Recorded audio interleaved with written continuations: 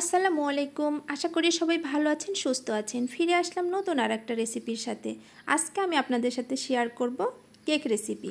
আর এই কেকটা আজকে আমি বানাবো তাওয়াতেই। এর জন্য তাওয়া নিয়ে নিয়েছি আর সাথে দিয়ে দিলাম 2টা রুম টেম্পারেচারের ডিম। ডিমটা অবশ্যই আগে থেকে ফ্রিজ থেকে নামিয়ে রাখবেন। তারপরে দিয়ে দিলাম হাফ কাপ দুধ, হাফ কাপ চিনি।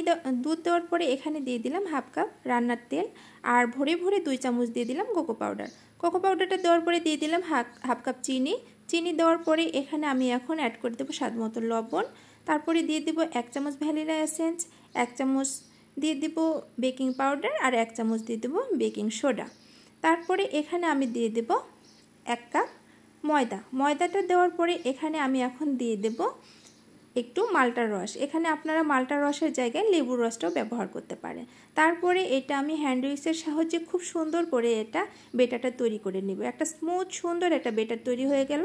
তারপরে এটা আমি আলতো হাতে এখন চুলাতে বসিয়ে দেব। দেখেন চুলাতে বসিয়ে দিলাম আর যে ঢাকনার যে ছিদ্রটা আছে সেটাও বন্ধ করে দিলাম। দেওয়ার পরে এখন আমি অপেক্ষা করব 15 থেকে 20 মিনিট।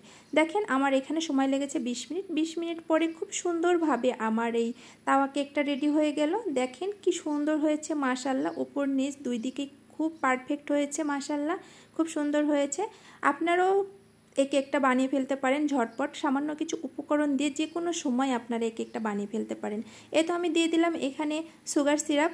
তারপরে এখানে দিয়ে দেব আমি এখন গার্নাশের জন্য দিয়ে দিলাম চকলেটটা গলিয়ে আমি এখানে ব্যবহার করেছি। আপনারা আপনাদের ইচ্ছা মতো পছন্দ মতো এটা আপনারা সাজাইতে পারেন। তারপরে দেখেন আমি খুব সুন্দরভাবে এখন এটা চারিদিকে স্প্রেড করে দিচ্ছি। দেওয়ার পরে এই তো দেখেন আমার কেকটা এখন রেডি। এই তাওয়া কেকটা খুব ঝটপট বানিয়ে নেওয়া যায়। বাচ্চা থেকে বড় সবাই কিন্তু এই কেকটা খুব পছন্দ করে। যদি এই রেসিপিটা ভালো লেগে থাকে তাহলে বেশি বেশি করে লাইক কমেন্ট শেয়ার করে আমার পাশে থাকবেন। ফিরে আসবো নতুন কোনো এক ভিডিওর সাথে। সে পর্যন্ত সবাই ভালো থাকবেন, সুস্থ থাকবেন। আল্লাহ হাফেজ।